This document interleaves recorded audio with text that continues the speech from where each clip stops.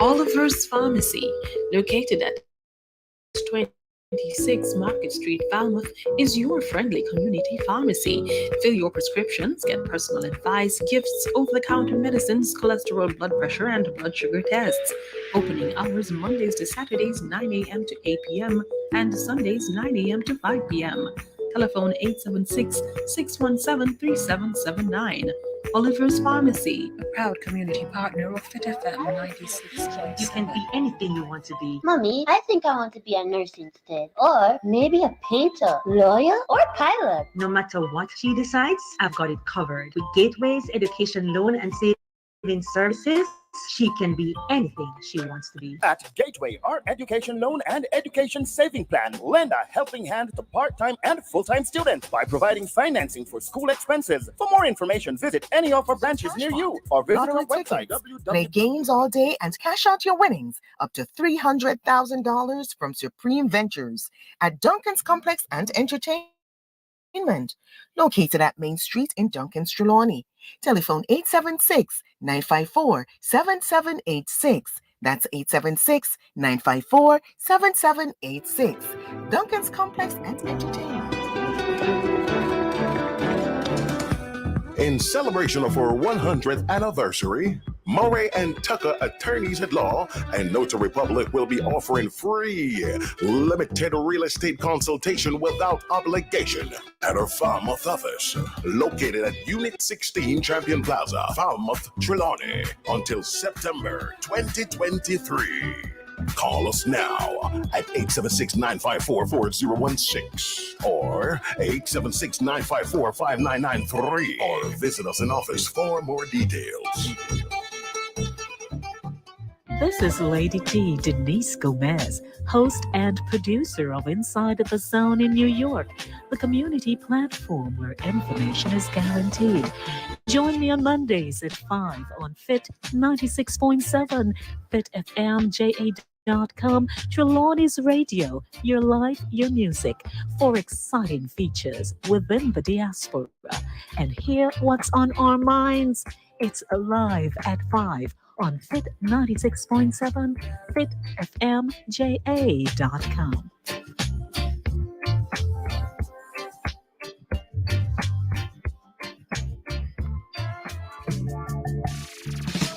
Blessings and light. This is Aymara, the musical revolutionary. Your host and the community buzz on Fit FM 96.7. Your life, your music. This and every Monday at 3 p.m. From the home to the community to the wider world. Let us be the change we want to see. Join me this and every Monday at 3 p.m. on the community buzz on Fit FM 96.7. Your life, your music.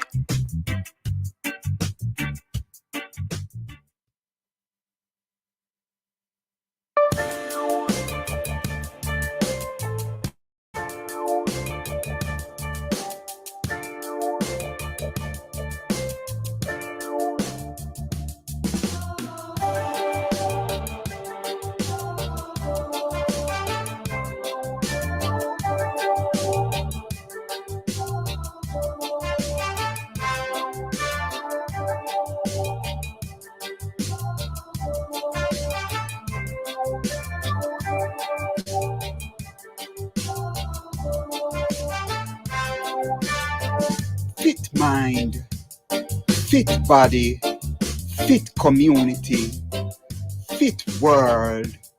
This is Aymara, the musical revolutionary on the community buzz on Fit FM 96.7. Your life, your music. Before God and all mankind, I pledge the love and loyalty of my heart, the wisdom and courage of my mind, the strength and vigor of my body in the service of my fellow citizens. I promise to stand up for justice, brotherhood, and peace, to work diligently and creatively, to think generously and honestly, so that Jamaica may, under God, increase in beauty, fellowship, and prosperity. and play her part in advancing the welfare of the whole human race.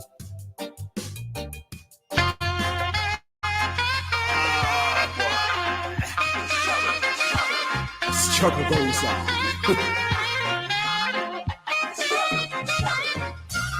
We are the builders of the pyramids. We are the builders of the stone cities of Zimbabwe. We build them White House. We build them factories. With blood, with sweat, with tears, with flesh, with bones. Them use build them economy. Now them want come con you and me with them science and them technology. We make them take with knowledge. Now them are deafly. Them are blindly. We are walk, we are ride, we are drive, we are fly. Nah look, nah see. Eyes focus on the screen of an iPhone, Galaxy, tablet, Blackberry. Wake up, look. Uno no sister them are buried with. Ancestors crying out. Them are weak, you see we heading back to slavery. Robotic, digital, technological slavery. The rich take them session, call it recession, left the world in depression. Legal and illegal drugs and alcohol on the rise. In dear interests, to our demise we patronize, now become marginalized. Make fools seem wise because we are by them lies and sell with lives. Prostituting our sons, daughters and wives. Marcus did rise. Sam Sharp did rise. Bogle did rise. Taki did rise. Queen and Zinga did rise. Harriet Tubman rise. Rosa Parks rise. Malcolm X rise. Frederick Douglass rise. Ancestors rise. Eileen Thomas said, Aymara rise. Organize, mobilize, visualize. Stop, look through for them eyes and through your own eyes. Yes. Open up your eyes, my people. Open up your eyes. Look through your eyes. Free yourself from death. You see it? Yes, that's yours truly. Aymara, the musical poetic revolutionary. Yes. Good afternoon, family and friends from across the world. This is the Community Buzz on Fit FM on www.fitfmja.com. And we are also small casting on primal4k.com. And yes, we are on the FM band. Fit FM 96.7. Your life, your music. Well, we are here this afternoon and we are going to have a very interesting afternoon. And I mean, we are going to reason, and happenings that took place over the week.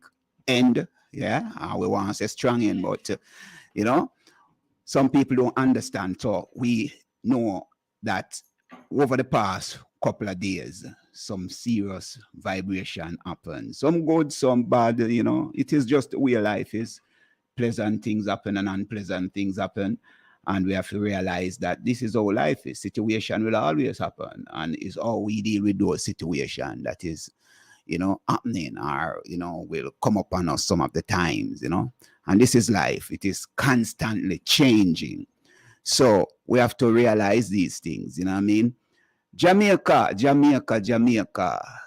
we can always, them say, yeah, so it's not a real place because it's always something happening, It's like with Netflix, everything just a movie, you know what I mean? Especially yesterday and the day before, you know what I mean?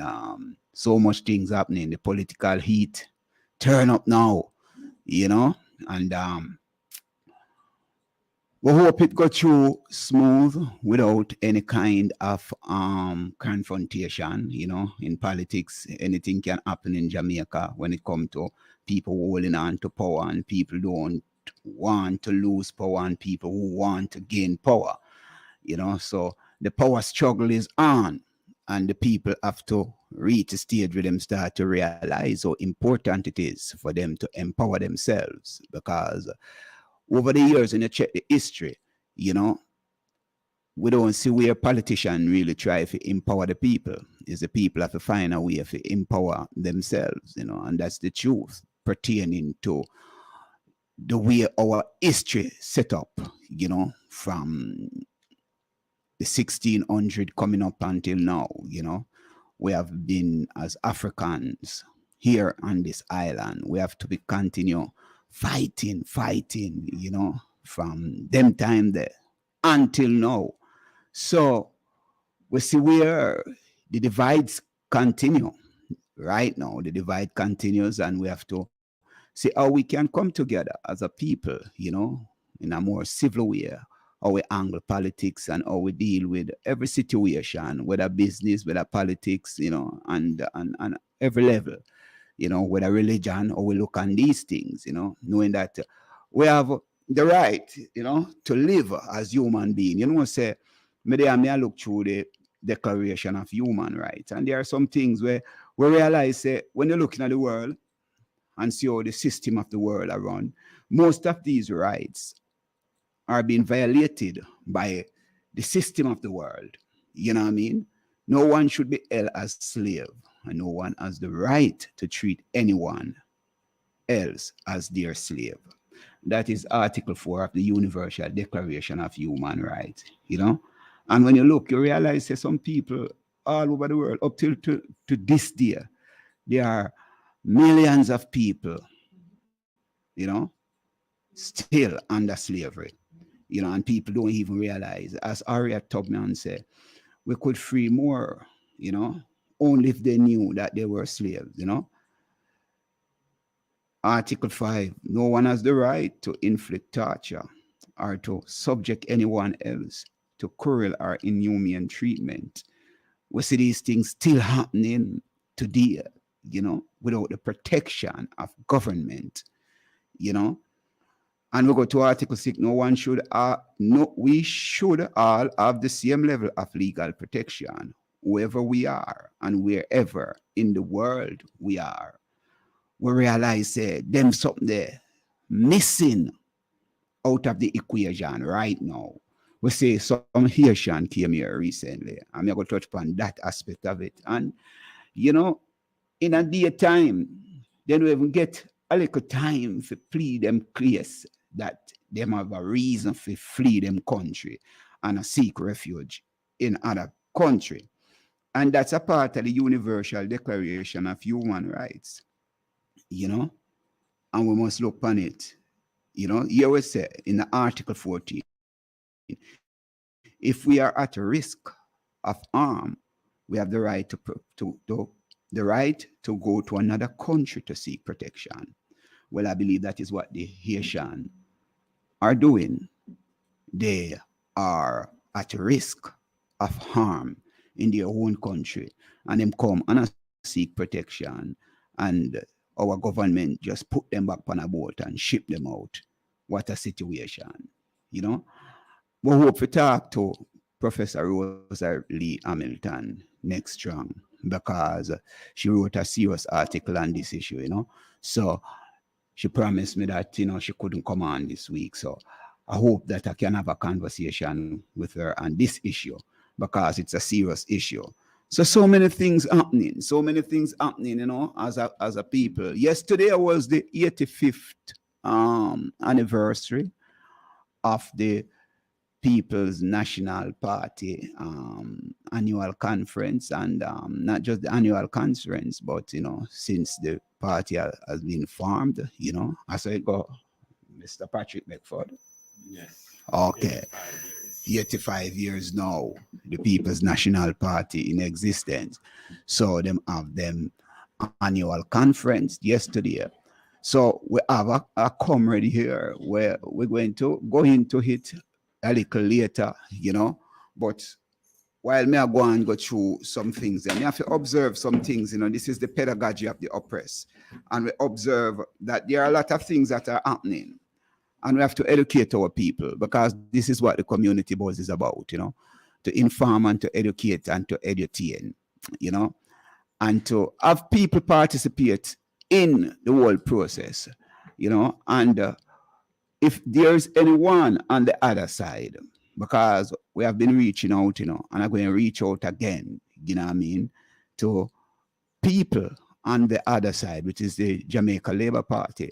If you don't want to come in and hold a conversation and just defend, you know, not even defend, but to put forth or put forward, you know, how want to see things, you know, and how please you are, you know, and how Jamaica is running, because there's a lot of people believe that Jamaica is not running right. And there are some people who believe that Jamaica is running right. You know, I was reading something from the Prime Minister and himself in the past 7 years, his government have done more than every other government in a Jamaica.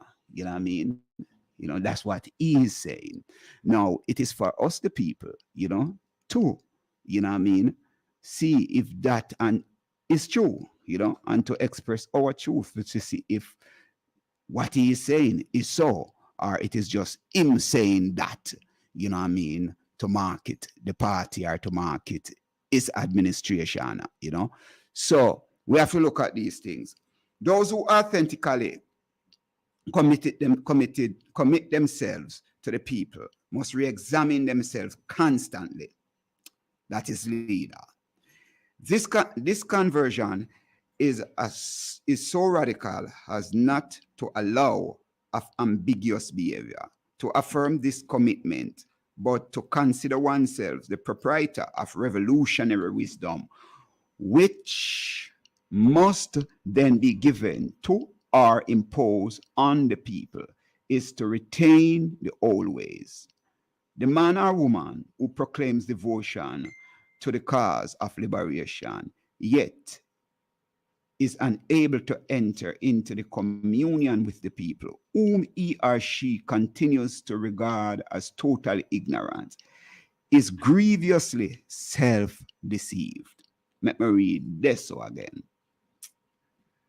The man or woman who proclaims devotion to the cause of liberation, yet is unable to enter into communion with the people, whom he or she continues to regard as totally ignorant, is grievously self-deceived.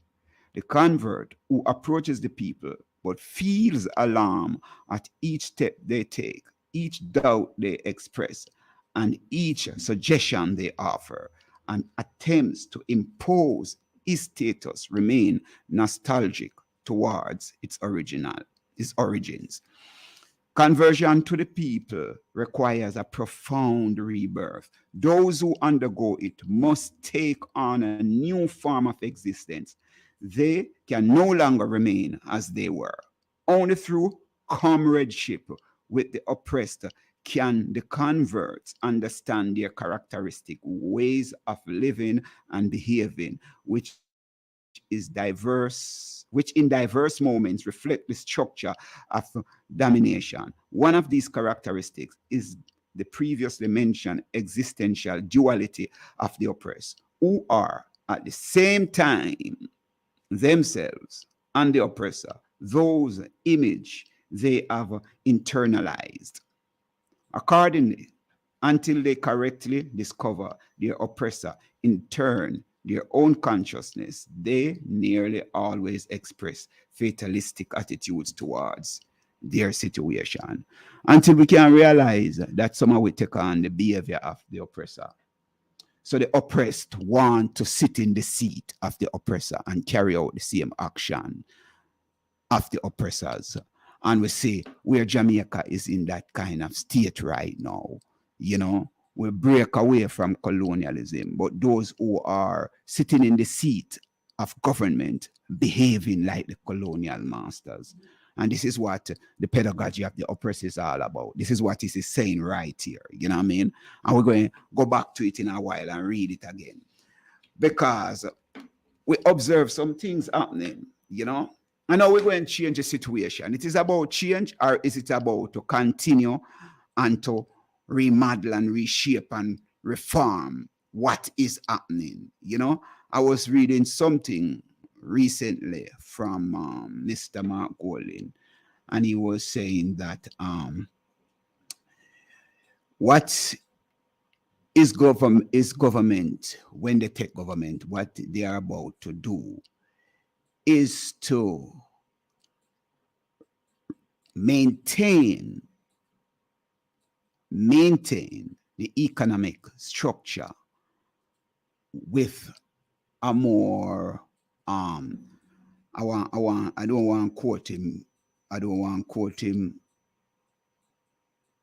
wrongly. So make we go to that and come back. Play a piece of music there for me, Julia.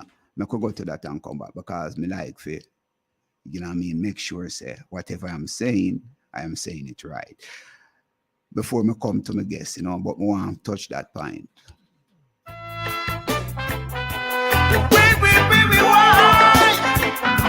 Revelation time. Where is in your mind? A revelation time. Spirit is in your mind. A revelation time. Keep it in your mind. Yes. Revelation time. Spirit is in your mind. These are the days of the wars in the Armageddon that we have been reading about in the Bible. These abominations, many more will suffer and die out in the streets. Die out in the streets. But Satan, I know you must get defeat. Defeat. No more weeping.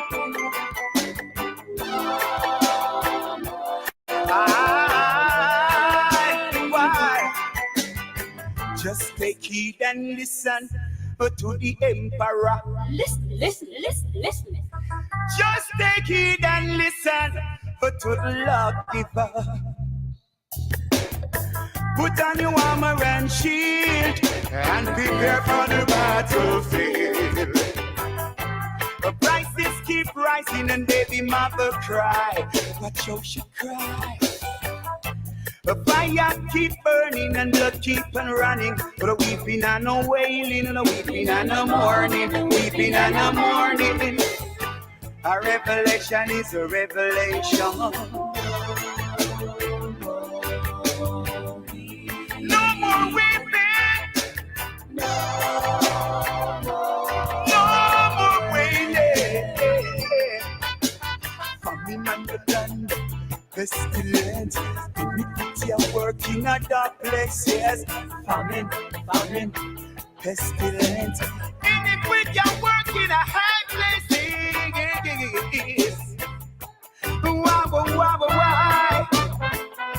To leave it behind.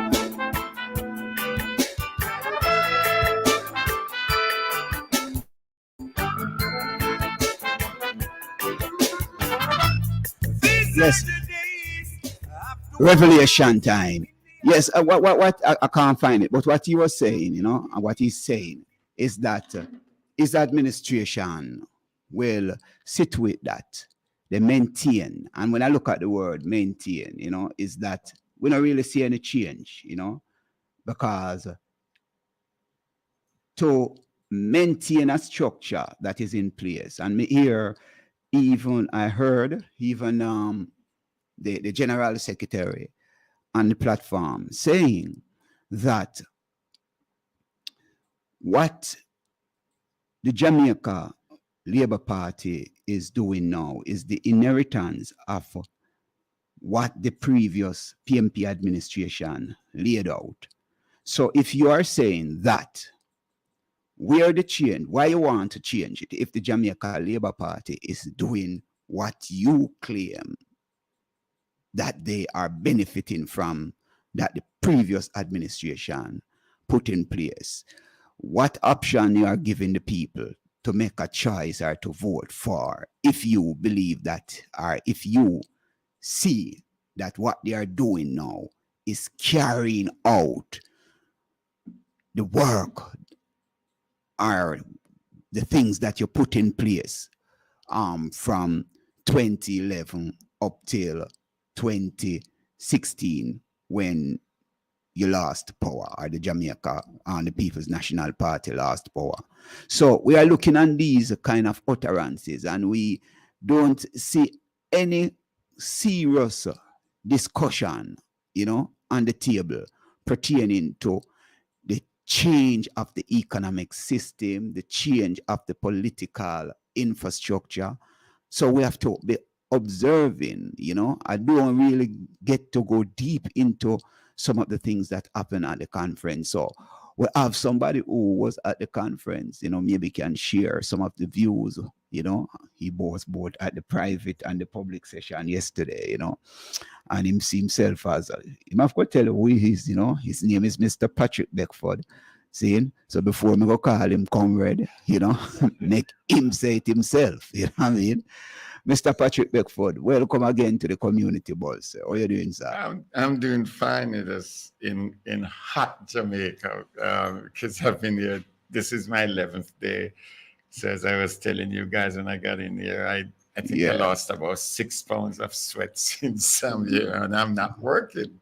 So, but yes, I did attend the private session on Saturday, and I did. I was there present in person yesterday. Mm-hmm. And but before I talk about that, you mentioned something that is near and dear to my heart that I wanted to just say a little piece on. And this is with regard to the treatment of the Haitians. Okay. My church, which I'm one of the leaders in, we are a center for refugee in New Jersey. Worked with the State Department with refugees from South America, Central and South America, Africa, Ukraine, and all that stuff. And I mean, working with these folks and sitting with them and hearing their stories, I mean, you can't be anything but be, in a state of shock at times when you listen to especially the women and children being abused sexually, physically, in circumstances, just trying to get away from that. But the thing that strikes me about the action of the government here in Jamaica is that they always boast, like sometime last month they were talking about that diplomatic issue that no gays, we are a Christian country. And they're the ones that talk about Jamaica is a Christian country. So they preach every time about the Israelites being running and being refugees, and they sing by the rivers of Babylon where we sat down, and they say, but yet they're not practicing what they're preaching. Mm-hmm. Because I'm going to mention the whole idea of the UN Charter that Jamaica is a signature to. That's against the thing. But the basic human right and Christianity that we say we are, because Christ to their father said, love the Lord thy God and your neighbor as self. These are the 2 commandments. Mm-hmm. And they are neighbors. Yes.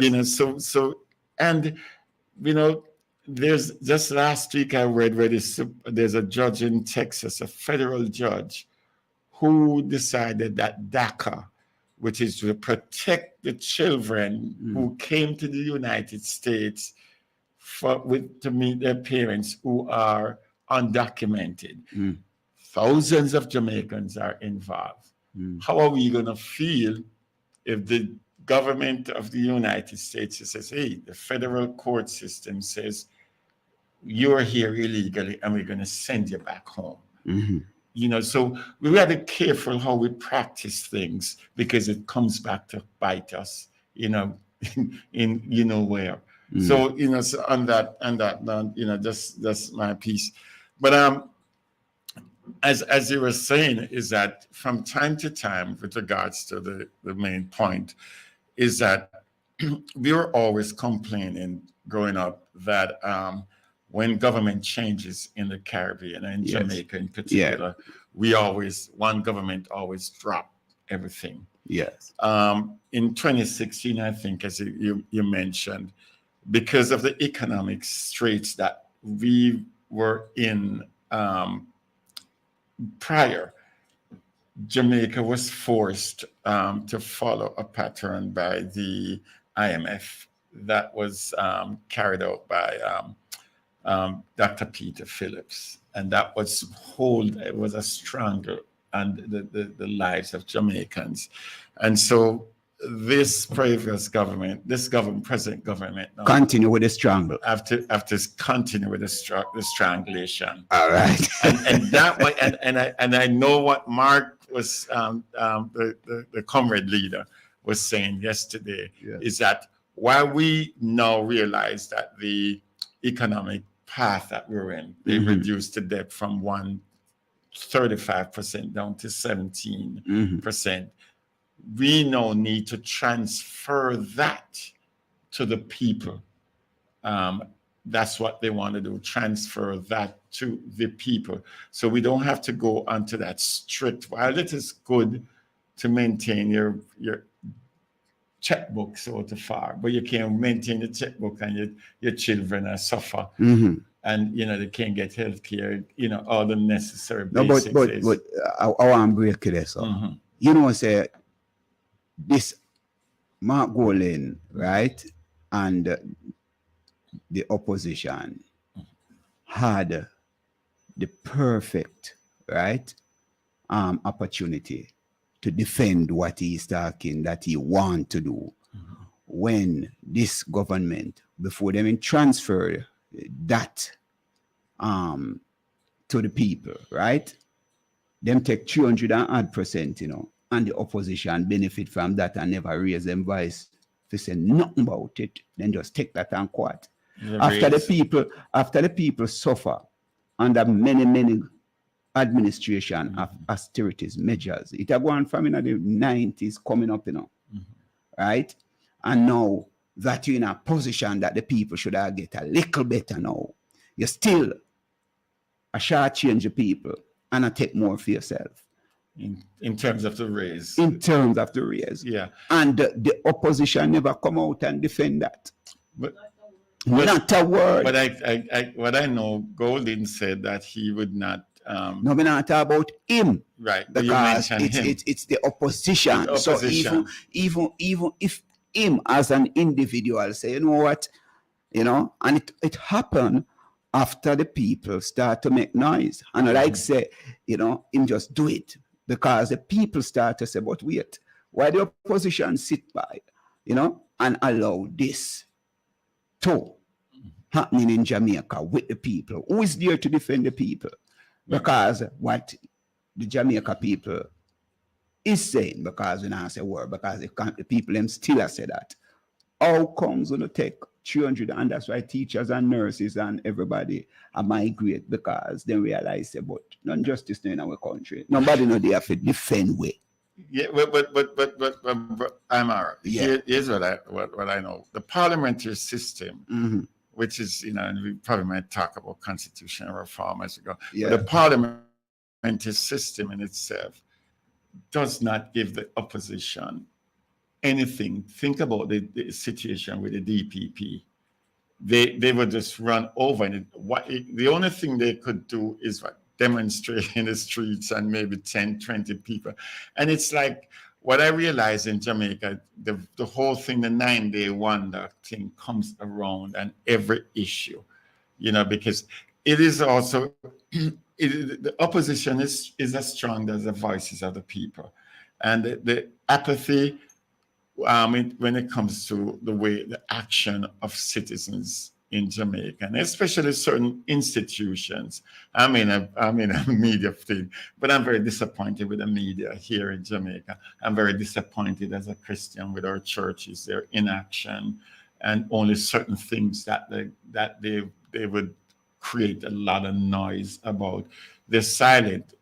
Is it because a minister or ministers were locked up or taken away by the police because they speak out? Is it because the union leader of the police federation is suspended? And you go on and on that people, are being taken away. I don't know. But what I'm just saying is that there needs to be more action in terms of the citizenry and the institutions that are really key parts of democracy in any country. And we claim that we are a democracy, but in terms of a lot of action that is going on, that we see, it's kind of, wishy-washy in a lot of ways. So not to say that, and I know, and I think, and I won't hold my, but I know the discussion with the opposition that I've heard, and many have not, but they can't, because of the accounting system. They can tell them, but they have to just go. They can't say, okay, 10 won't take it, that and take it. So they're using their money to work, use it to work in their communities. That's the assurance I heard from a number of them who have, interacted with over the weekend, that, we can't do it because of the accounting and the system that it is, but I hear you on that. It's very nice. So they are using what to work in the extra money they're getting from the raise. So in other words, if they're making whatever, say 5 million, and now they're getting 8, they're using the 3, to do stuff in their communities. In their constituency. Yes, in their constituencies. And I know, Golden has earmarked a lot of his publicly for specific projects, and I've seen, I've read where it is happening. Okay. Now, your observation at the conference yesterday and the weekend, what new you see, and when you hear, what new you see? Okay, so the new things I saw for the first time, because I've been following politics as a kid, because my mother was an activist, and I've been following, what it is she was active about, and as I get older, I'm interested in governance and everything. So one of the things that I noticed straight off, and I'm going to talk about the comrade leaders' address. It was different. I like the fact that, on the political side, they found a masterful way to address the change, playing on the Jamaica's Christian beliefs, because he started to talk about, there is power in the name of Jesus to break every chain. So that, using from the skit that was at his conference, and folks are trying to jump on it in a negative and a racist way. Let me put it bluntly, against the comrade leader, because he is a Caucasian, or we call him white man. And he right away addressed that issue about the chain and about who he is. He said, just don't judge me by the color of my skin, but the content of my character, using the words of Dr. Martin Luther King. And he said, I am who I am. But I'm coming with clean heart with an intent to work on it. And his presentation to me, and maybe you can say I'm biased because I am a active member of the... Yeah, because you're a comrade, Yes. So because you're a comrade, you are going to find every way to. But Yes. I am here to interrogate you today, pertaining to all of the things. I want the people who out there, if you want to call and make any suggestion, or to contest what Mr. Beckford is saying, or right here, you can call, and the number is 876-478-9144, 876-478-9144, 876-513-6668. See, you can call in and you can, contest what Mr. Beckford is saying. You say, this whole thing with this chain thing recently, I'm a brethren to, Mr. Big Stone. See?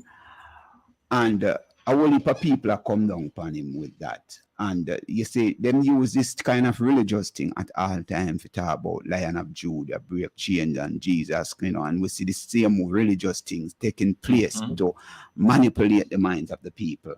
And the people still under strain, right?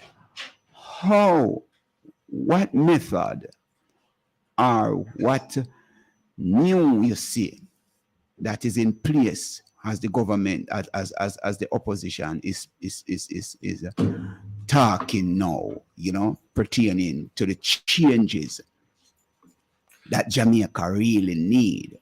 What is there?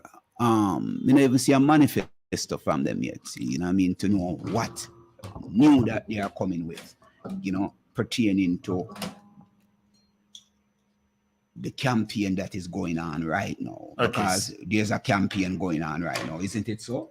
Yeah, well, the campaign is going because they anticipate either local government election or general election. So we in a campaign season right now. Season, just like America. All right. Yes. So here's what I heard from in the speech. The speech laid out, I mean, to me, in such a simple way that even the layman can understand it. A lot of folks, and even myself, I must admit, thought that I doubted that he would be able to present such a speech laying out things in such simple and systematic way, because he even though, you know, the speech is very long, but he addressed a lot of critical things. Remember once, a few weeks ago, or months ago, you and I had a discussion about the hotel workers. Right in that speech, he talked about they are going to, once, if they get in power, one of the things he talked about, the denial of Jamaicans to use the beach. And they're going to work with the beach, change the beach control law act. So where you're going to have access to beach, no matter who is nearby the beach, should not be denied of Jamaicans. He spoke about the plight of the workers at the hotels, even due to taxi drivers being charged by the hoteliers. He spoke about the workers at the hotels' inability to become unionized. You know, he spoke about the wage. He spoke about the farmers' inability to sell their produce to the hoteliers because they are importing most of the things. One of the things that even is more that, I mean, I had to stand up and applaud that. When he spoke about the monstrosity, just as it's my word, but the huge buildings they're using to build all these monstrosities, hotels on our shorelines. And what he says, the more they build it, the less we get to do that, and the more it impacts the environment. I talked about being, I mean, like losing 6 pounds. And Jamaica, I was in Manchester over a few days last week. I was in Alligator Pond, and where the people were complaining that they started to destroy the sand dune, the natural sand dune. You know, and I went and looked at it myself, and if there's a flood or there's a serious rainfall, half of that town is going to be going. So he laid that out. And I was surprised at it, and very, very, very happy that he. Why you were surprised? Because the destruction of I was surprised because I didn't know that he was going to be so detailed in the part of that presentation. And most of the things that he presented, he was detailed. I mean, these are stuff that he's looking at. You know, one of the things that I don't know if you heard it or read it, but one of the things that he said. And, you know, he said that we will not have the agreement in a constitutional reform or government unless. All right, I'm going to say it. Okay. We want to come back to the whole aspect of, you know, the treatment of workers, you know, what is taking place in tourism, because since tourism is one of the mainstay according to every administration, believe that tourism, you know, is the mainstay in Jamaica economic system, right? Yeah. Now, if he's going to, you know, kind of curtail, let me use that term, some of the infrastructure that is going up, you know, on our shorelines and really depleting our shorelines, that is affecting so many of our Jamaican, you know, especially the fishermen and some people who can't have access to the beaches. Isn't it that some of these things signed off on this under this administration, or we might go, you know, retract or stop those things to continue? Well, listen. Because by him just saying that, you know, this is a question that the people should ask, you know, and I realize one of the things when it comes to conference and politician, they are telling the people what they are going to do, rather than having a dialogue with the people, that the people can even ask questions. How is this going to work? You know, and how it is going to affect us as a people, you know, and even the government, when you start to take these steps, you know, and the government start to come under pressure, how is it that you are going to put things or system in place, you know, to mitigate against any repercussion that is going to come from those investors, according to what most people, you know, see them as? Well, here's two parts. The one with the now, as a government, you make laws. Yes. And you definitely, if the government comes in and says, okay, for example, in the hotels, if there are 10 managers in the hotels, right now, if you check most of the hotels, you might hardly find one Jamaican as a manager in most of these hotels. So if the government changes the law and says, listen, effective immediately, any hiring, all Jamaicans must get the first opportunity too. And then it's our land. We own it. Our people. We don't remember this. You and I should know that this happened in the 70s when the hotels were going there, and the man that get me interested in politics more than anybody, Michael Manley, says, okay, leave. And they left the hotels there. And what did we do with the hotels? They can't go with the buildings, you know. They can leave. But what we did with that, we started to introduce Jamaicans, hey, stay here and go enjoy the hotels and go on vacation. And it helps us to maintain these hotels for a while till everybody realized, hey, with all the same talk about the politics and our communism, Jamaica is still there, and people start to come back. But you know? but it got to be revolutionary, you know, bro. But you find that you see that revolutionary spirit in Mark Golding. Yeah, I think so.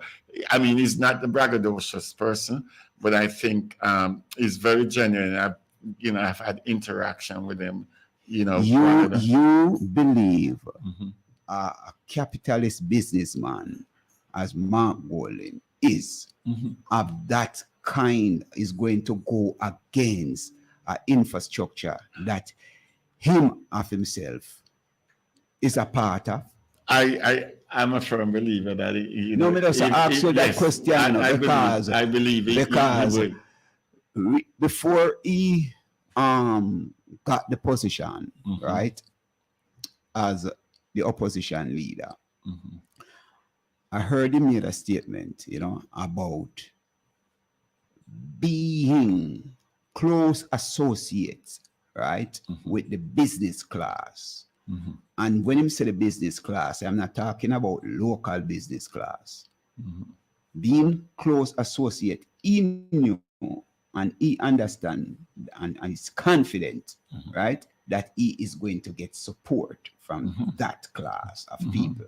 No, you believe anybody who is going to put any kind of obstacles in the way of the business class going to get support from them. Yeah. Well, sometimes we use the word support, and I'm not. I hear him say so. I use his word. I'm not interpreting what he means by support. Yeah. But if I'm looking support, and it says, okay, I've gone with people who don't believe in a system that I'm trying to implement, but then I can get them because we know their language, we know the bottom line, what they're looking for, and everything, and we can always converse. Maybe not get everything, but we can start chipping away. You know, because we've been in the system for how many years? Well, on our own for 61 years. Yeah. So I mean, so we're gonna start to chip away at it, you know. And then one of the things that I in a discussion that I said my piece was to say, hey, we cannot do that with all these bunch of bookworm or lawyers or titled people, because I think when we broaden the discussion table and include everyone in it, you know, these are the ideas you're laying. How, as you asked earlier, how do we implement this? And my thing is that we should start to look at ways to set up commissions, for example, to reimagining our tourism sector. That's something that a lot of people, I mean, like to see. And so you should not say we're going to get, doctor this or, you know, general manager of this and all that stuff. We need the workers, we need the community persons, we need the media people, we need everybody to sit at the table and do it. And that's, if we have that participatory way of doing it. You're using the word if because we don't have that. We don't have that. But as somebody who is getting my word in, that's one of the things I personally believe in. You getting your word in what to the leader of the opposition? I would, you know, through, because right now the diaspora, I don't know if you're aware of it. The diaspora is now, they have regions, 6 regions in Jamaica.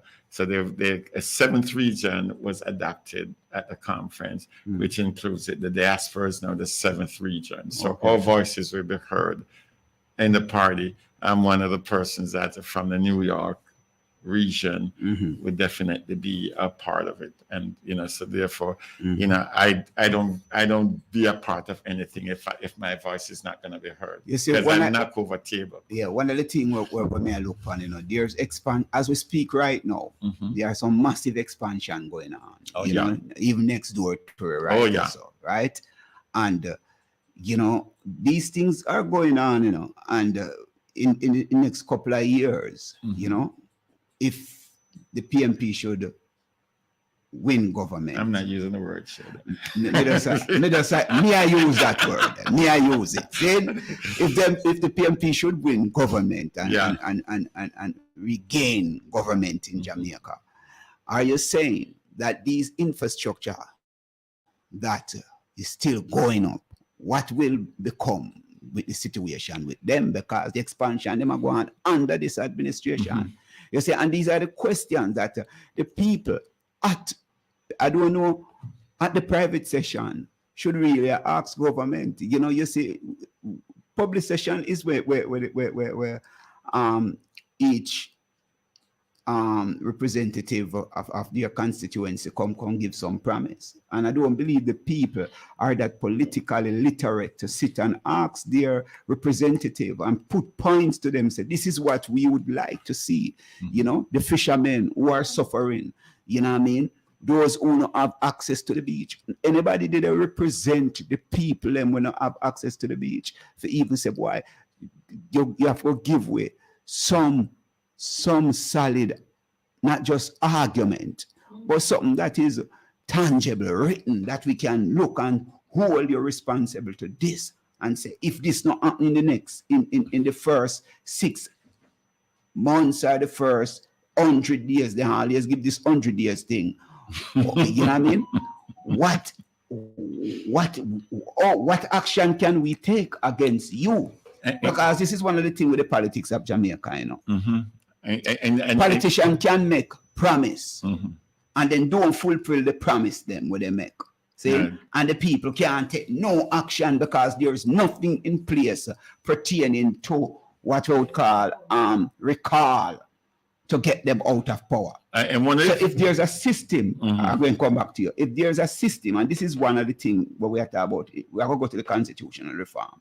There's nothing when them promise that they can going to come and do all of these things. They can say it and get away with it because the people don't have any system in place to even recall them and say you need to leave power because you have not fulfilled your promise. We're not tolerating for the next 5 years. And I agree with you 100% on that. But one of the things that he mentioned yesterday, addressed that issue. He said whether there's a constitutional reform or not, when they get into administration, he's not going to promise 100 days, but they're going to have two things.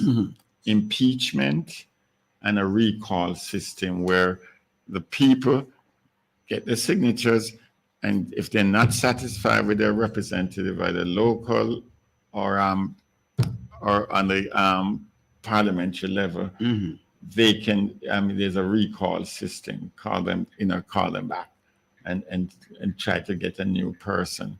Also, impeachment with regards to any irregularities and all that stuff. That would be something. And I'm personally, being in a position, going to try to get myself in a position where I'm going to be on them with that, and I hope those who read and listen to it will meant it. Don't let the 9-day thing go, because we as a people need to hold them to their feet to the fire. We go and they come in your town and come in and give big speech, and they didn't do that. People should just get up and walk out when they start to do that stuff. I turn their back to them. So, because if the citizens don't become active in the whole situation, then these politicians run away with it, all the time. So that was that part was addressed with it. And, I hear the skepticism of most people because, yes, these politicians all the while come. But at some point in our lives, I think, maybe we can just say, hey, let's, maybe we might be disappointed, but we got to keep going because we're going to get probably some. That's my firm belief that, we just got to stick with it. Stick with what? Stick with attacking these politicians when they do not fulfill what they promise. We go back as people and we vote them back in because somebody come and they give us pretty speech and all that stuff. And that is why the Jamaican people get so frustrated pertaining to and I understand going to the poll. You understand? You but you have to do that. You can't we get it right one time. There's a lot of countries that much older than others. You know what Marcus Garvey said, because we are taught this, it sound like chance. Marcus Garvey said, chance can't really save people. And if we're going to continue to deal with things by chance and hope without having something, where is the grassroots leadership, pertaining to the political system where the people have leadership at the community level? We realize that them things they're missing out of the whole political structure right now, that there's nobody really, mobilizing the people and have that movement. And I believe politicians realize that is a threat to their power base. So they're not encourage that anymore. No. And you understand? Yeah. They don't, and these things start to happen from the late 70s coming up into the 80s, where if them identify any community leader, we kind of have influence. I mean, I talk about gangster are people who are involved in any kind of nefarious act, right? But people who kind of can mobilize the people to action against the power structure, not just politicians, but even the business class. Those persons, life are in danger. And I believe a lot of people shine away from that. And this is the kind of battle, you know, that we are facing as a people. We are the courageous ones who are going to step up to the plate and say, we want to stand on the side of the people, or the people organize themselves that much to say, no longer will we allow you to come and trick us and con us, you know. So your observation at the conference, how much of that you're observing at the people there? Well, it was such Are people who just come out to come dance and party and just because it was a massive overflowing arena, and people were cheering, and which says, you know, what they want to cheer about for the respective things. I know one thing is going to be close to you and others. Okay, you just mentioned Marcus Garvey.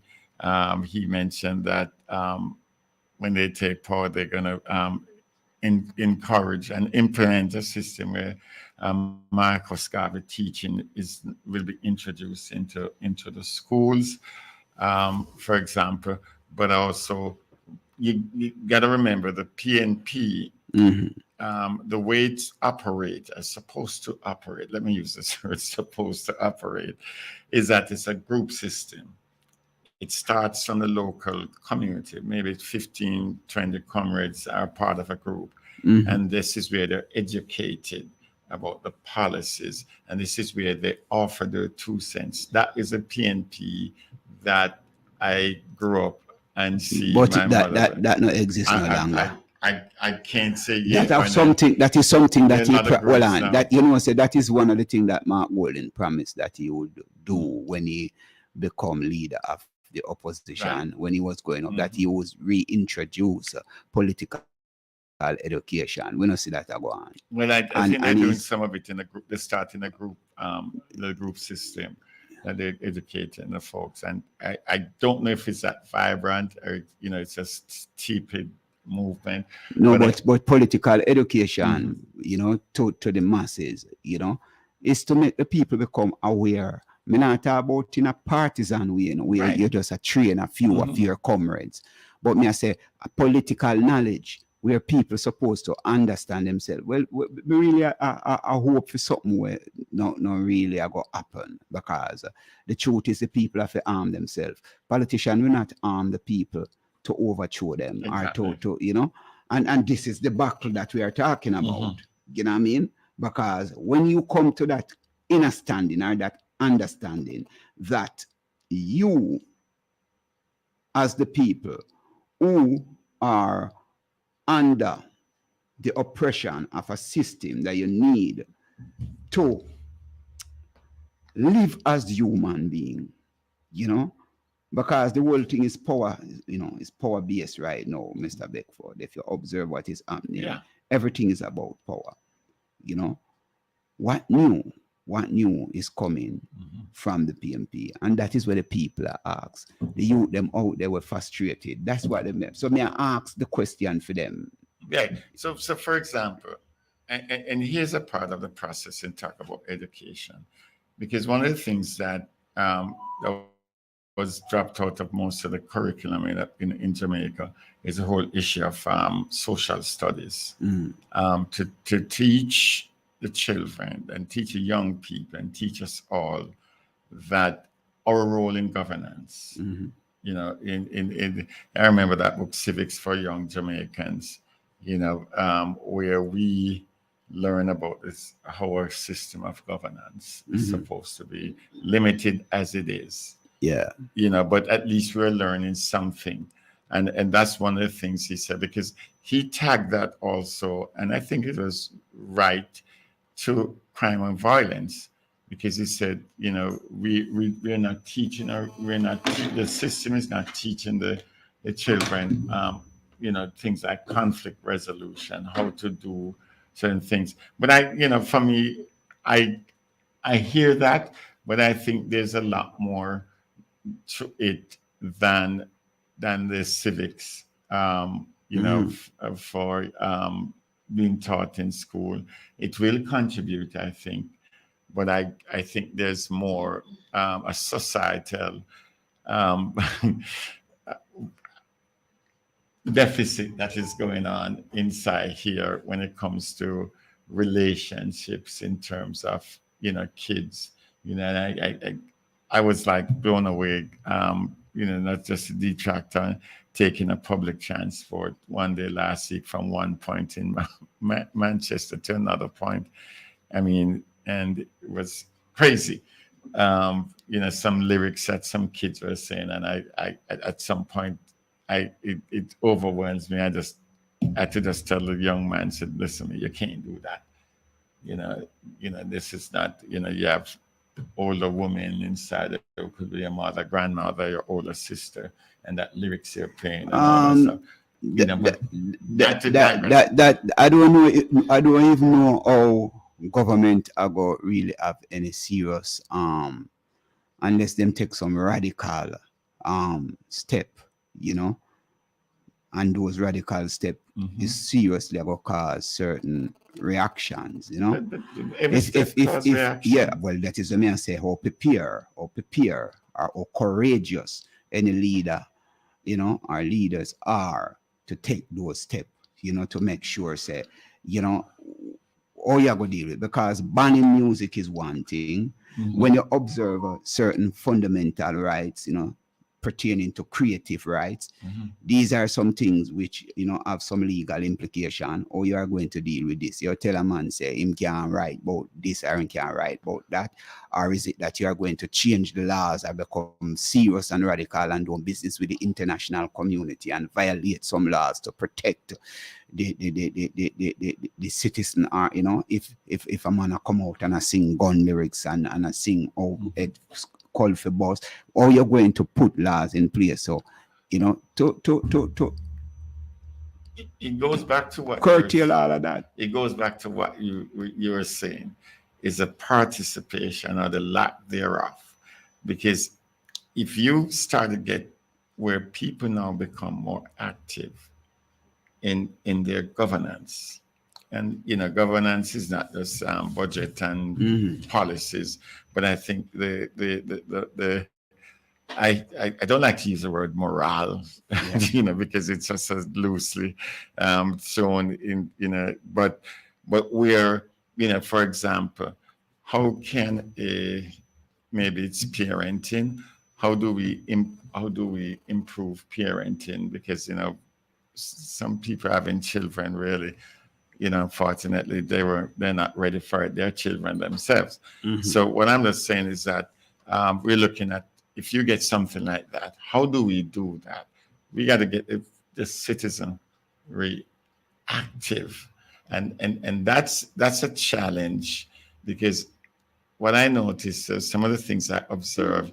If you want to do something for communities for the real good, some man want a bills, for even come on a meeting, or you have to have certain things that come at the meeting.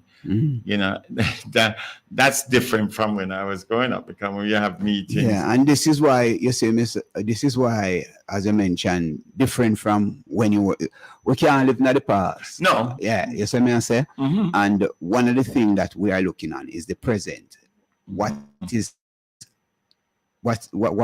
are some of the things that our people are facing now, especially this generation? Because a lot of us are on our way out, and one of the sad things is to see that some people who have been there for the past 60 years, or sometimes some of them did it for 40, 50 years, still make decision for a generation that is seeing otherwise, that is thinking differently. Would I like to start to have this kind of discourse with some younger people, how them really want to see them country run and operate, rather than these same old-fashioned kind of people. Senior citizens, like us. Yeah, and that's the truth. That's the truth. It's nothing that we can feel offended about. But even me have to listen to me youth them and hear what them really, how them view life, and what although we can give them direction, say why this will lead to this or such, but what is it that them having their consciousness or what they are visualizing and how they are going to get to where they want to go. You know what I mean? Because the ultimate thing is that they are coming in and they will have to put system in place to govern themselves. You understand? A lot of us waste free time, and we never stand up to protect what we're supposed to protect. But yet still, we still want to direct those younger ones who are coming. And that is why you see the conflict are going, because a lot of us never really put nothing in place, for even with self, much less for them. And one of the things I've been saying to a couple of the local leaders, because I observe, and there's some young people, when you look at them at certain place, like they have, there was a thing they had at a bar, and you could see the leaders, you could identify the one who go and say that, let's do that, let's do that. And I'm saying to a couple of the leaders, this is where you find that person, observe.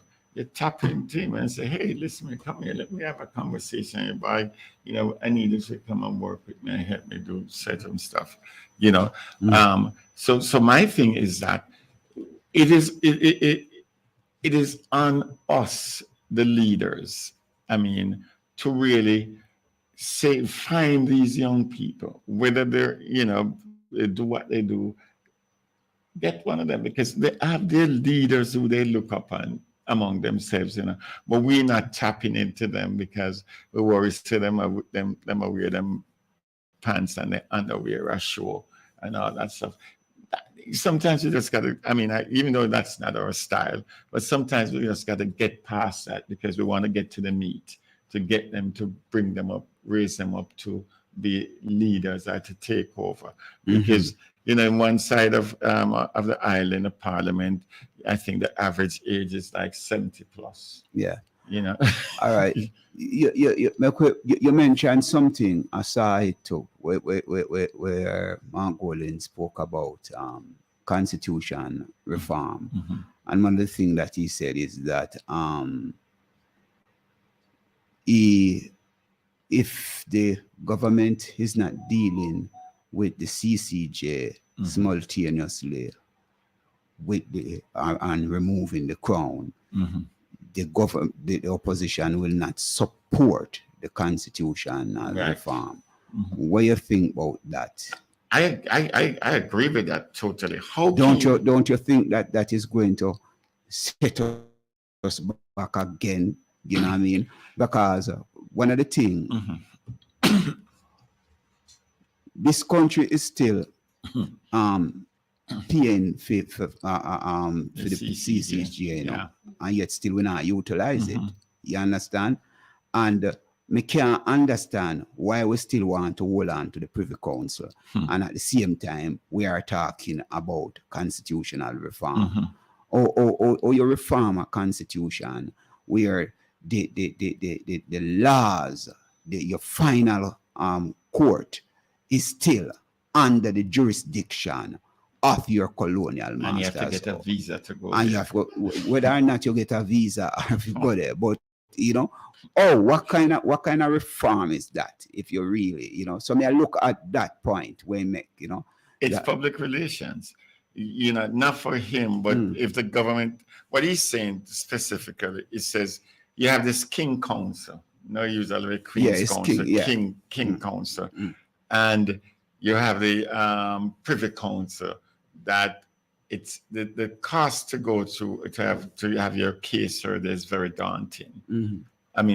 Hundreds of thousands of dollars plus travel, plus to get a visa to go to London or where it's held, to be listened to for 20 minutes and more. So I think each person gets 20 minutes to present them to the Lords, right? People who don't look like you, don't even understand some of your connotations that you in describing or saying to yourself.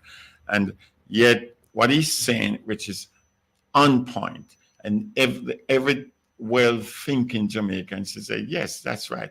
How are you going to change? The only thing you're going to change is you don't have to say God save the king or whatever. No, but then you're going to have somebody who's going to be acting king or acting like king, but we have to go to the king's council court and court, yeah, to get your final say, Mhm. you know. And if we don't, because getting rid of the governor general as a queen as ever state doesn't mean one thing. So if they don't want to go with that, to say, hey, we want to break clean, no half break thing. We want to break clean. The people of Jamaica should have the right to make that decision. And so what they need to do, and what people should start to say to the government, both must be on the table for us to decide in a referendum. So you can say, okay, Constitution, we only want to change Governor General. As you talk about referendum, because referendum, Mhm. break it down, make people understand what is a referendum. The referendum is when you want to do anything constitutional that's going to affect the system of governance. Mhm. So I know in 61 when we had one, or 59 when we had Yeah. one, it was a choice. Mm. The choice of governance is, do we want to become a part of a federation? Mm. So we all states will be like the United States, which is a federation, Mm. or federation yes or federation no. Mhm. That was a question. It wasn't Yeah. federation or independence. Mm. It was federation yes or federation no. Mm. The people voted no again. It's federation. Mhm. So then Do the people really understand what the federation? they do, but I think They do? Yes. And vote against it? Yes, they did, because Bustamante used this language. He said, we have to go take care of the small island them. And that's what Jamaican people weren't understanding enough to realize that we were becoming as one unit. But that's what the argument is. We have to take care of the small island, right? And so we figure more or less, okay, yeah, we have to go take care and go mind somebody else who's not part of us. Which was like a political propaganda That was it. And that was being financed by Friends Up North, because people realized that if the Caribbean had become federated, in quite likely Cuba would actually become a part of it. Very likely Haiti would be a part of it. You can't have that kind of power structure here. Puerto Rico, Puerto Rico, Venezuela, all of the black would become a part of one Caribbean Federation. Yeah. And that would be a threat to up north in terms of, because we'd end up with about 60, 70 million people within the federation. And what would have happened is that we would have become so powerful to them that the Caribbean would not be their plaything. All right, so come forward to the breaking down of a referendum right now, you know. In this case, pertaining to the Constitution, and if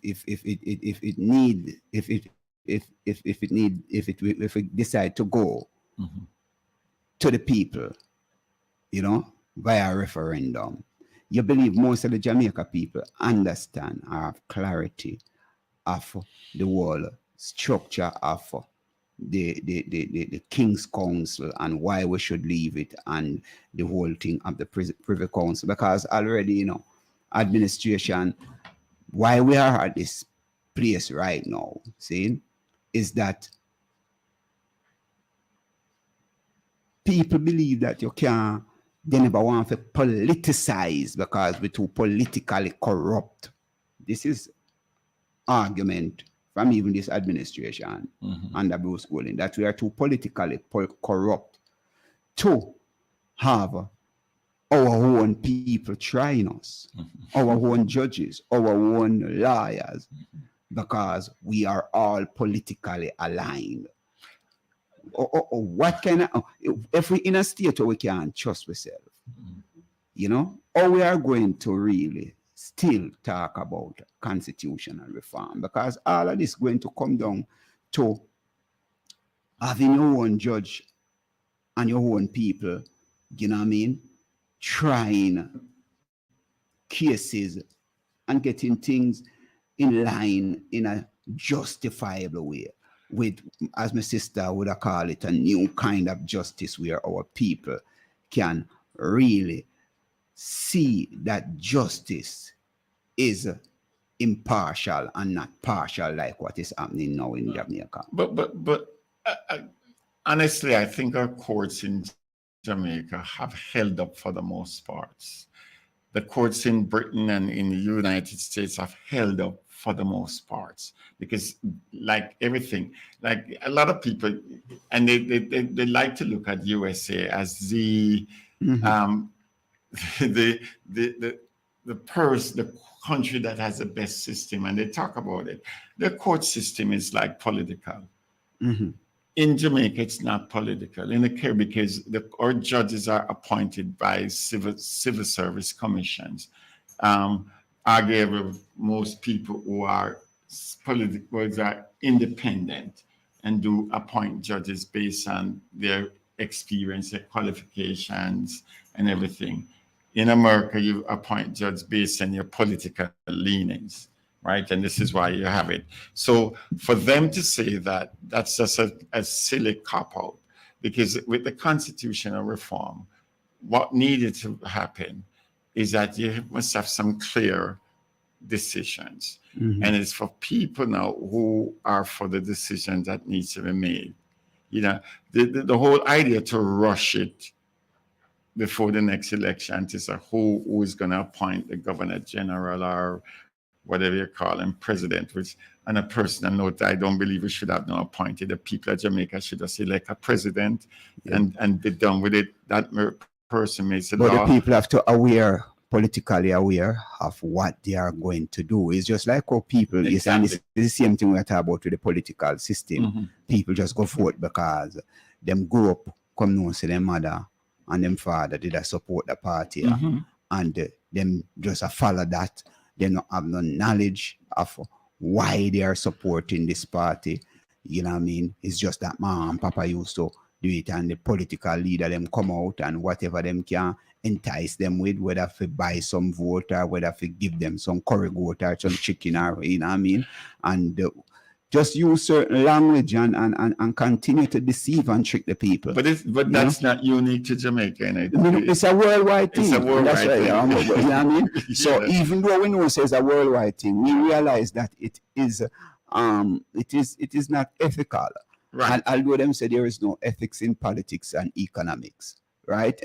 You know, so and it's a fact. It's a fact. If you see how these two worlds function, you know what I mean? There's no ethics in it pertaining to is people have to get clarity about how the system run. We are going to take a little break and play some music and come forward and, you know, see. Wow. But why these people? We are asking the people, if you are listening and you want to participate in the discussion, you can call in 478-9144. 876-478-9144. 876-513-6668. 876-513-6668. 6668. 6668. All right. This is Lady T, Denise Gomez, host and producer of Inside the Zone in New York, the community platform where information is guaranteed. Join me on Mondays at 5 on Fit 96.7, fitfmja.com, Trelawney's Radio, your life, your music, for exciting features within the diaspora. And hear what's on our minds. It's live at 5 on Fit 96.7, fitfmja.com.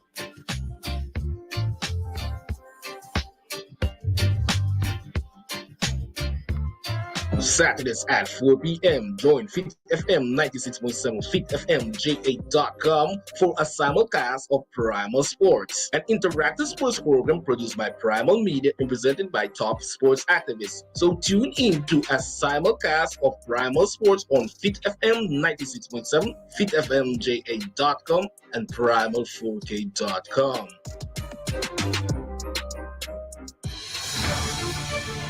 Get your day started right with the Morning Connection. Weekday mornings, 7 a.m. to 11 a.m. right here on Fit FM 96.7. Connect with Julia Mikkel Benaya on the Morning Connection for news, business and artist promotions, great music and vibe. Morning Connection with Julia Mikkel Benaya, 7 a.m. to 11 a.m. weekdays on Fit FM 96.7.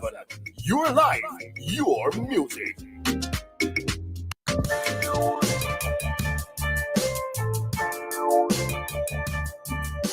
Yes, this is the Community Buzz on Fit FM 96.7, your life, your music.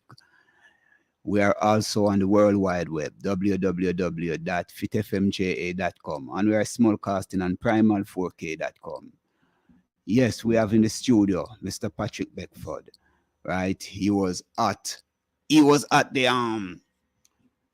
85th annual conference of the PNP. He was at the private session and the public session, and we kind of break down some of the promises and some of the things that took place at the conference over the weekend, especially yesterday. We are looking into Mark Golding's speech, and some of the things that he promised, pertaining to constitutional reform and economic reform as well, So we are looking at that, and it is everybody's interest, The government in power now is the people interest, and whichever government is going to take power is the people interest, because whatever laws and policies that they are going to put in place that are in place now are affecting, us, and whatever is to come going to affect us. So it is our responsibility to participate. I see a lot of fire come from a artist who visit the conference yesterday. Whole heap of fire come down upon him. What do you think about this Buju Banton coming to conference? What was the vibes? You was there, or you wasn't close to that happenings that was taking place with Buju Banton? What you feel about the whole thing as a artist? What heap of people are burn him out and say Rasta not involved in a politics? Where that really come from, though? These things are Rasta not involved in a politics. But I was pretty close to the stage, like about three rows back from it, and I saw him. Didn't even know who he was, and somebody pointed about that Buju Banton. I thought, yeah, he's an artist. Mm-hmm. But first and foremost, he's a citizen of this country, and he has a right to participate in wherever and attend it. I mean, this other young man that is called something named Partner Jaw was inside there. So it's a citizen, you're free as a citizen rights to participate in the politics. So next we're gonna say the ministers should not be participating. Who next? Oh, the minister at that. No, any minister of religion. Okay, that, yeah. Or whoever wants to party. That's your basic right as a citizen. Mm-hmm. And he choose. What if he? You see, if it was on the other side, they would be pointing at it. And one of the thing about the social consciousness of Jamaica, most of it was started by the artist, whether those who do visual or the musicians. I remember in the late 69 that I started to hear lyrics. That was when they started to talk. Better must come. Time rough, time hard. Everything crash. Because that was a system. Get up, stand up for your right. Yeah. You understand? And so. It's just like, because you're not supporting me. That's his right. If he wants to support the PNP, JLP, or whatever, And I thought, a lot of people saying that, that, oh, Rasta not do this and Rasta not. But you're living in a state of Jamaica, which you have to be governed by the laws. And if you're going to set up, remember in the 60s, in a Rastafarian saying that in the 60s, the policemen were allowed to stop them and cut off them locks. Mm-hmm. And the prime minister at that time said, shoot them first and ask questions after. Mm-hmm. So that's a history. For if they don't know the history and want to say we don't participate, then you're going to be subjected to be governed by people who don't like who you are. Mm-hmm. And everything. I mean, not to, throw things, but that is why for those who are the LGBTQ community get a lot of political support because they're involved in politics, because they realize when they get involved in politics, it protects them because they now can determine who's the government, who govern them, who sets the laws. So that's a shallow way of looking at it. You use the word involve. Involve is a mild word. You mean that they control politics. If you understand. Right. And so what is to stop the Rasta from controlling politics and get involved? So, that's kind of like, it's nice slogan to say Rasta and do this, Rasta and do that. But, we got to do, because we're all citizens. So if you don't want to participate, then guess what happened? I'm going to participate, and then pretty much we start to ban certain things we don't like, and that is happening in places like Texas where people didn't go out and get some people vote and decided to take over control of everything and getting up people private lives and all that stuff. So Mm-hmm. Now, as we're looking to the upcoming elections, right? And you being at the conference, what mood you find the people in? You see the people have the mood that they really want change, or them just come out to observe, just picking up from being there, because sometimes people come out and people, you feel the tension. I was reading something on Facebook. You feel the divisiveness within that arena, that the rise, this and the two group were still a battle. You find unity at the conference, or you see you feeling a kind of divide. I saw unity. I didn't see any divisiveness. Right, because I don't know who's rise or what rises. I just see everybody as PNP. But what I can tell you, my experience, the group of us who went in a car, we're decked out in orange and with all this regalia, and what candidate we're supporting and what constituency we're from, and it was NSC and whatever. And we went into a supermarket in Kingston. And just looking at the faces of the people, they like were nodding with smiles, like yes. And I stopped at get some of my favorite meat, on the side of the road. You will get some pork. Yeah. We got some jerk pork on the side of the road. And then the thing is, the reception tells me something that we want, would love to see a change of stuff, because I think arrogance, in my opinion, of the current government, and the main thing. Why you say arrogance? Explain. Because I will heap of people out there, I say, This is the best prime minister Jamaica. So say people have said that. And he's saying that too. He's saying that his government have done more than any other government. Donald Trump said he was the best president, and he's now 91 indictments going inside. how many almost 3 million people were killed under because of COVID. But I can counter that if in a lot of ways. But one of the things that the best government, I think, does not have a situation where corruption is so pervasive within it. Mm-hmm. The best government should not have a gag order on its members sitting in parliament who are making laws of this country, who are subjected. When people hear you say gag order, what it means is the prime minister told, and the minister of information said they have a gag order, the prime minister order that the ministers or the members of his government cannot talk about who are the six people. When we want to get clear, is an order that come from the prime minister, yes, or is a constitutional system? It's an order. He's the head of the government. He's the head of them and the head of the party. So he says. Then that not sound like a dictatorship? Okay, that's arrogance too. No, that's I say. Yeah. No, if there is something that because there's a thing that they call the access to information, right?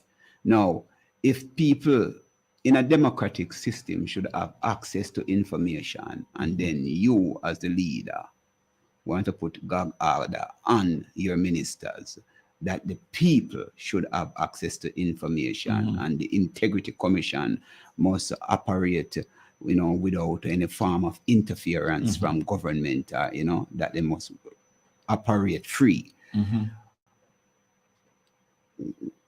Why this? Why there's a gag order on your minister if you not really have nothing? You just ask a question. The speculation that it is that there are people that it could possibly be any one of the 43 members of the Jamaica Labour Party, because including the prime minister and all the high-ranking members. So any one of them could be in the six. That's a speculation. That's why they don't want it to be revealed.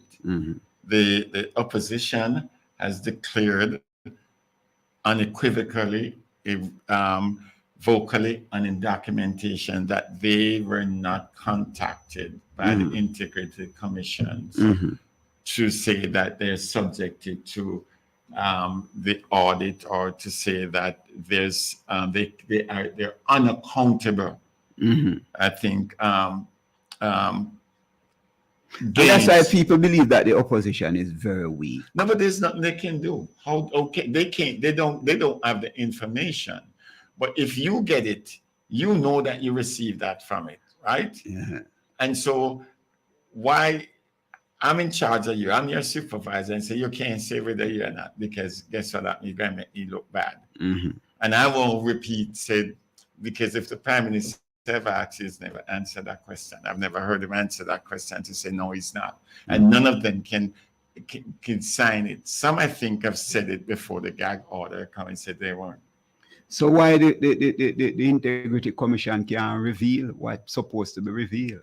I don't know. I think they too, because they've been attacked by the government as being partisan. So that means that they are non-effective then. Well, that is how I look at it. Because if this is a body, if this is a body, and this is the thing we are looking, that government set up these system, and yet when they set it up, them put so many loopholes to protect themselves, that these bodies that are there to operate in a way where there is transparency and fair play in a government system, you realize that it is lacking, because the oversight body who's supposed to make sure these things happen, them hands are still tied, that them can't even function. And guess what? Them just go along because them get them paid, taxpayers are pay them. Who is going to stand up and say, watch out, we need to know who are the people that, are there saying that according to what been floating around, that them acquire wealth, you know, in an illegal way. Exactly what it is. Right? So you can't say you're an integrity body we're supposed to set certain standard. And one of the sad thing, you know, if something, if them even here say Imara involved in a certain things, some police come for me a long time and carry me gone and lock me down. You understand? And maybe I name out there long time, but there are some people in this country, and this is what we're just reading in the Universal Declaration, that the law must operate in a way where everybody is treated equally. Equal rights and justice. And this is what me I say about the two political parties. You realize that these things always happen. And we say, how comes the opposition not really stand up the way how them supposed to stand up to make sure say these things, you know, but they put pressure, because we should have can put some pressure upon the integrity, the national what you call it, integrity the Integrity Commission. But with regard to the opposition, I think, not giving an excuse, but I know they have been hitting out on it, in the political field, in Parliament, in everything, regarding the issue. You know, so regarding the issue, but that is as far. That's why, you know, that's why, you know, we talk about the sort of constitutional reform. These are some of the things that annoys me, because you can't do certain things because of the parliamentary system, because the speaker will not you can't bring up a private member's motion without the speaker allowing you to do that. You know, you get, you know, you're pigeonholed in a lot of ways in that regard. You know, so what I'm just saying is that with regards to the Integrity Commission, and going back to the basis of your question, this Prime Minister says the best. You know, and simply what is best for him is probably maybe not even good for us. And so I'm just saying, if you're the best, yes, you have I think the last time someone had put up like almost almost $1 trillion in corruption situation with this government since they're in power.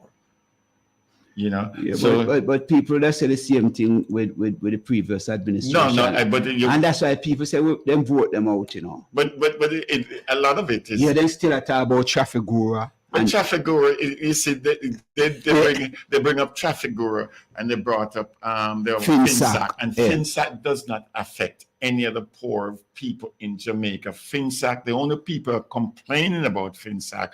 FinSac was set up to protect the lower class people's money inside it, which it did.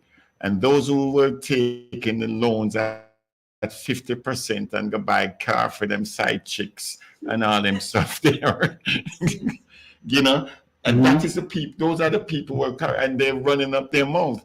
This thing with this corruption thing is more serious. SSL is here now, you and I who are paying taxes in this country, every month we're going to pay $15 million to people who were involved. Because if you're operative in that SSL, you should be stepping aside and them say, but the government has said, no, we're going to pay for you your salary. 15 million. 1 minute is from the money come out somewhere, and 1 minute is, you know, is from some other way. You know, so these are the things. These are the things that is happening to us. You know, so can't say that. You know, until you can. There's more corruption in this. You know. On Facebook, we have a comment on Facebook. Wednesday. Okay, we have a comment here coming from Errol Richards. pertaining to President Trump.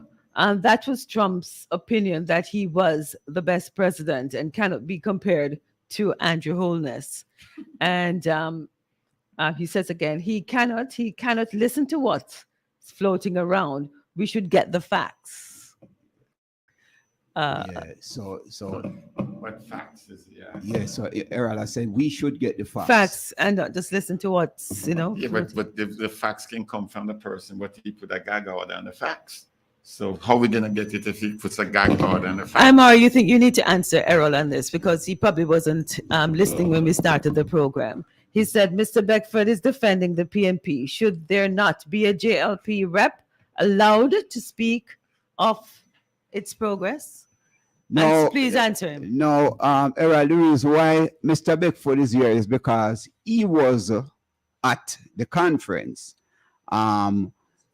And the reason why, and I am doing an analysis of what happened at the conference as somebody who is a comrade.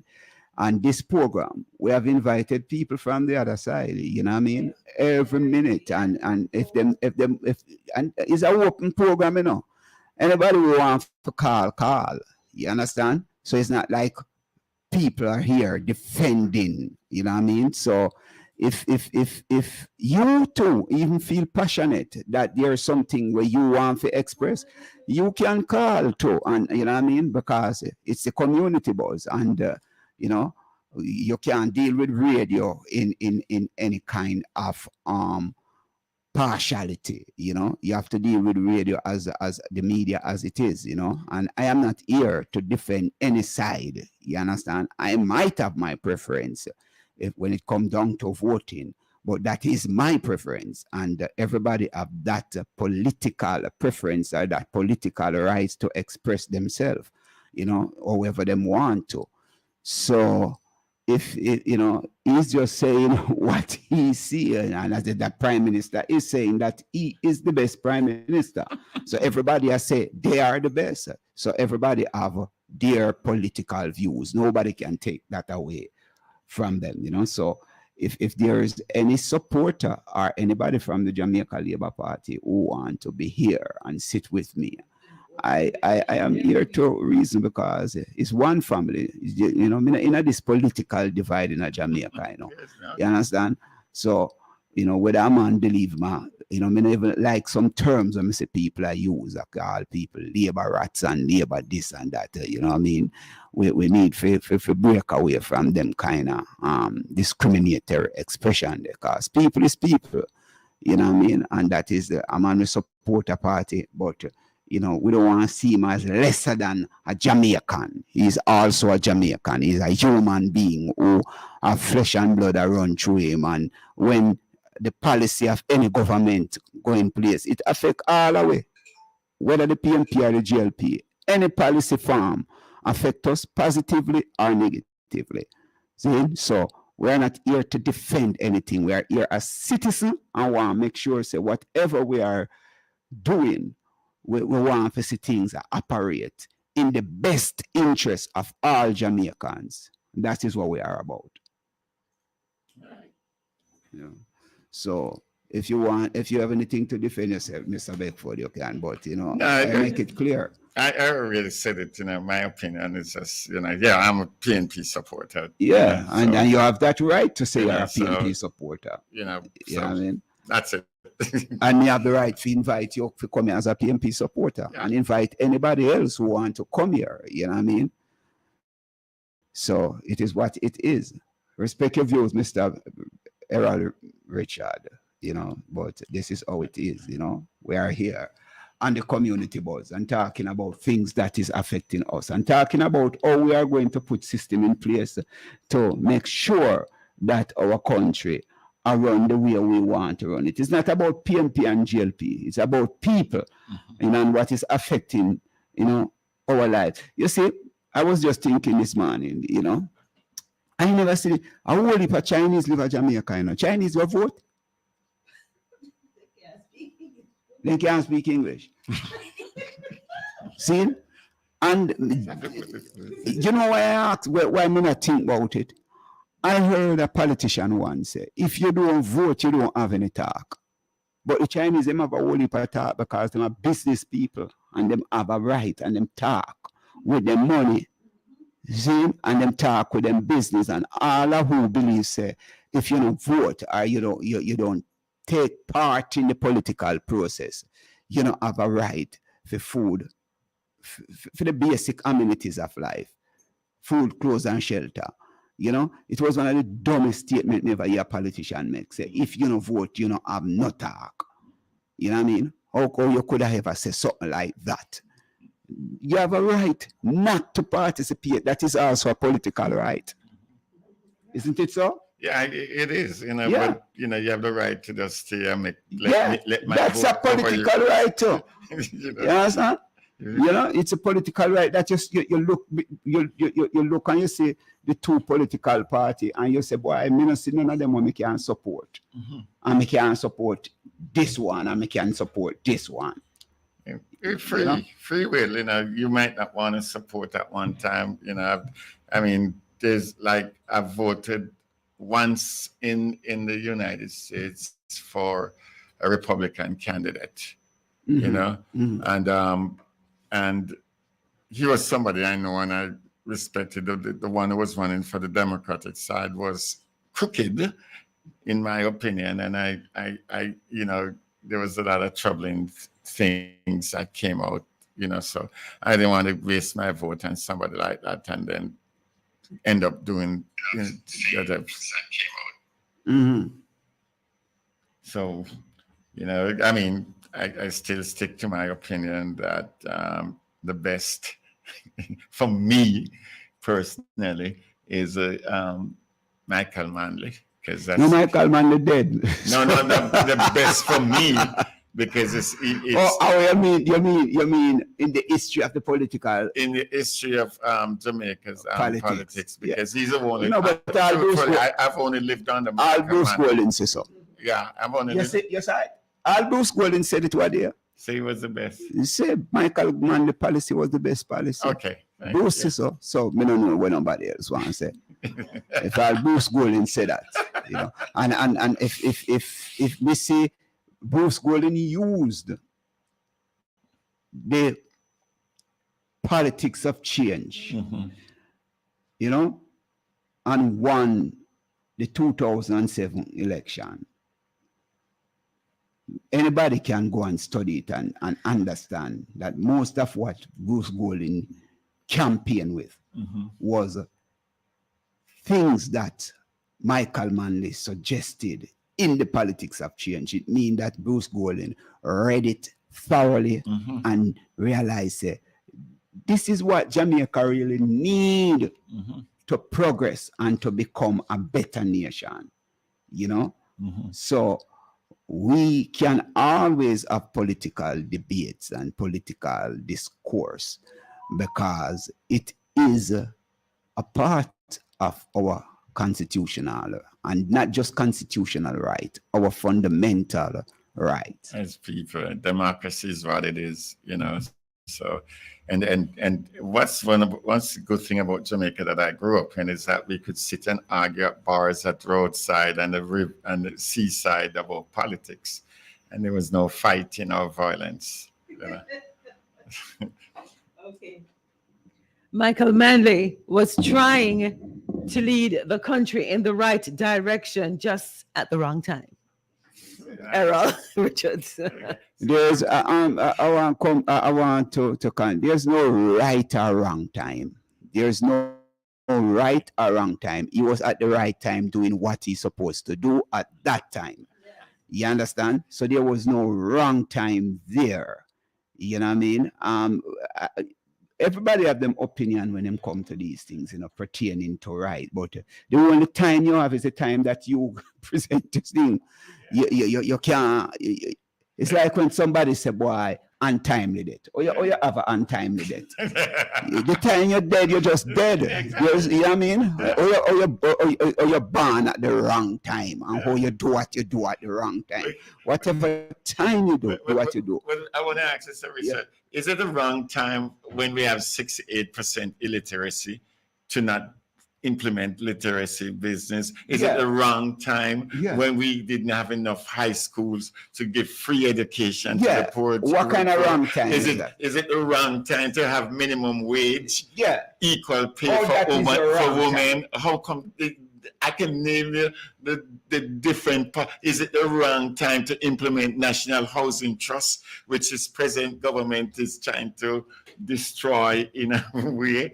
You know, that we can name all the things that were implemented. That it was it the wrong time to link with Cuba and give us GC Foster College, which is responsible to make us beat with chest when our athletes are dominating thing. Hello. So, and this is where we are saying we can have this kind of discourse, and we thank you, Brother Errol Richard, for participating in the whole discourse, because it stimulates our own consciousness politically. And I wish more people would be courageous and brave like you to even make a suggestion. But yeah, that is how it is.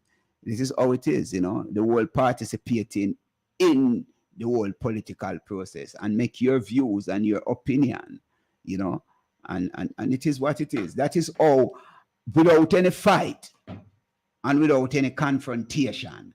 And this is where I would like to see politics.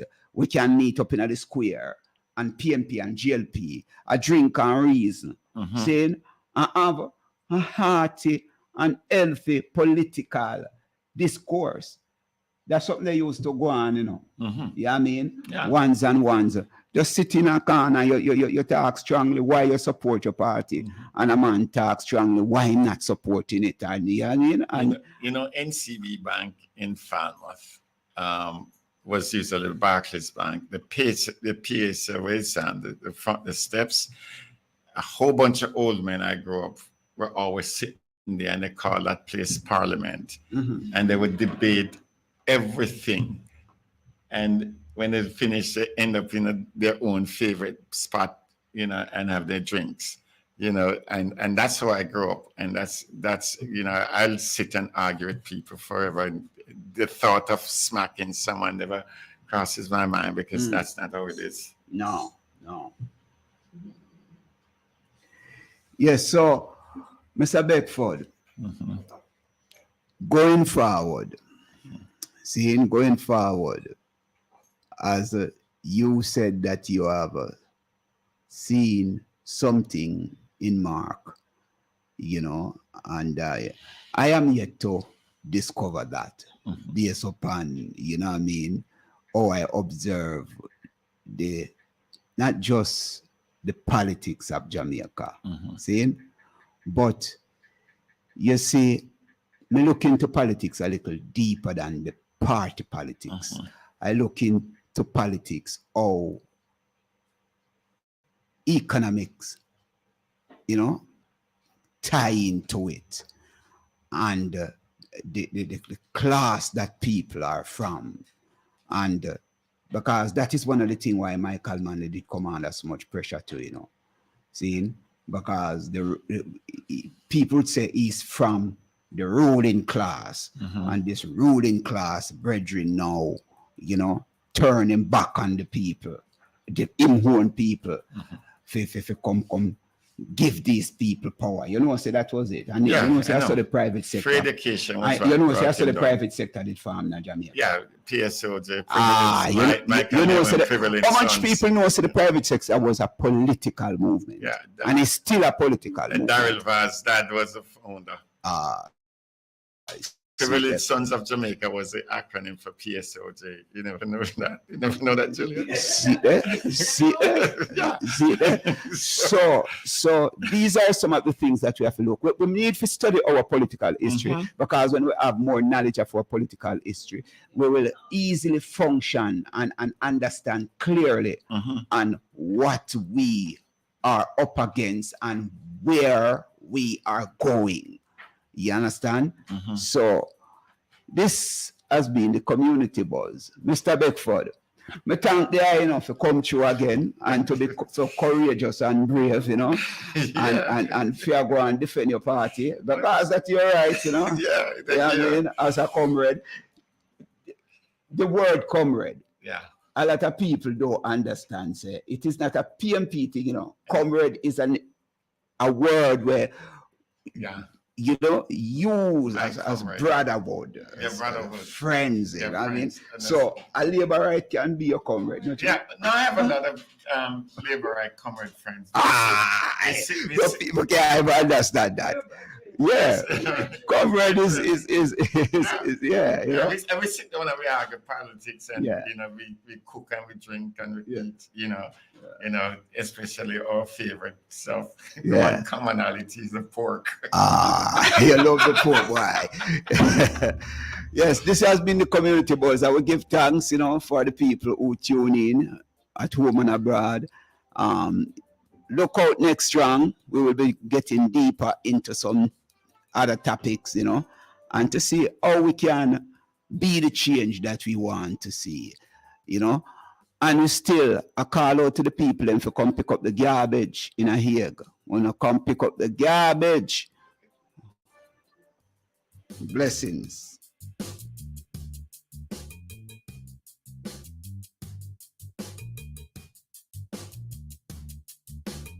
This is Fit FM 96.7.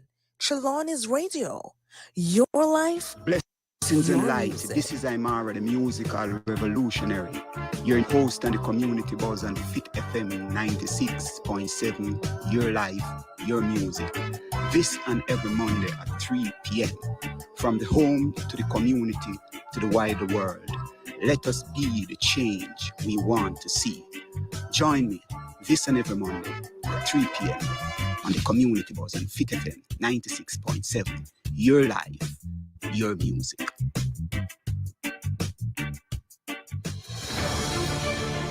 Get your day started right with the Morning Connection. Weekday mornings, 7 a.m. to 11 a.m. right here on Fit FM 96.7. Connect with Julia Mikkel Benaya on the Morning Connection for news, business and artist promotions, great music and vibe. Morning Connection with Julia Mikkel Benaya, 7 a.m. to 11 a.m. weekdays on Fit FM 96.7. Your life, your music.